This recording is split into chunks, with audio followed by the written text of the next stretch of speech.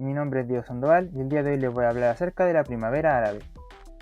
En primer lugar, es necesario conocer aquellos países que son árabes. Estos se pueden ver en el siguiente mapa, donde tenemos de color verde a todos estos.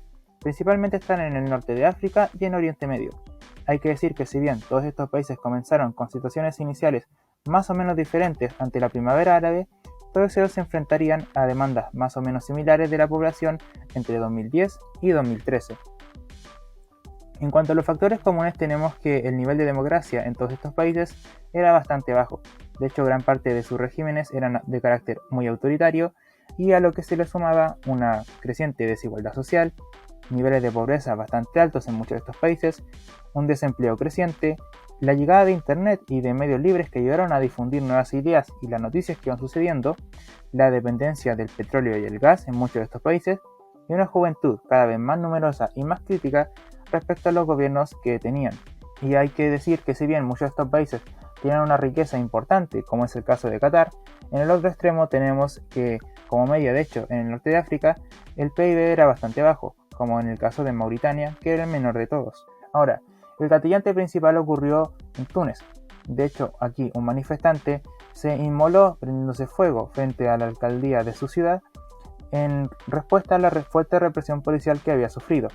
Este lamentable hecho desencadenó en la revolución tunecina, que acabó con la destitución de su gobernante Ben Ali. Posteriormente, tenemos que esto se expandió por el resto del mundo árabe. En Egipto tenemos la destitución de su mandatario, una fuerte revolución.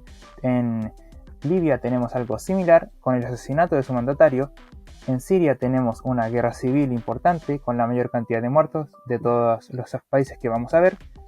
En Yemen tenemos una guerra civil. En Irak también tenemos una guerra civil. En Mauritania, sin embargo, tenemos protestas menores, al igual que otros países pequeños del área.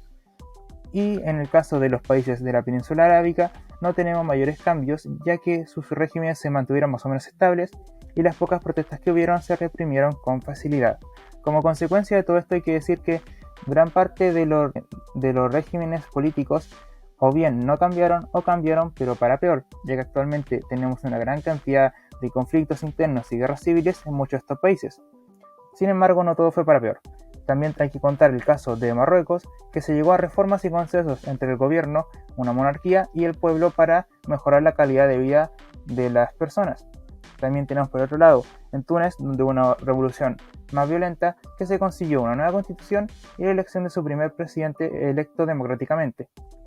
Así que, si bien gran parte de las causas originales de la primavera árabe no fueron resueltas en gran parte de estos países, sí es posible el derrocamiento de las tiranías y el establecimiento de una democracia, o por lo menos tener una mejor calidad de vida para las poblaciones al tener una unión entre estos y el gobierno, o mejores canales de comunicación.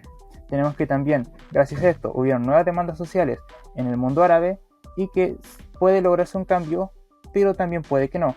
Esto dependerá de cómo vaya llevándose esta revolución y de los grupos extremistas que puedan ir surgiendo en el camino, además de intervenciones externas que también hubieron. Muchas gracias por su atención y me despido.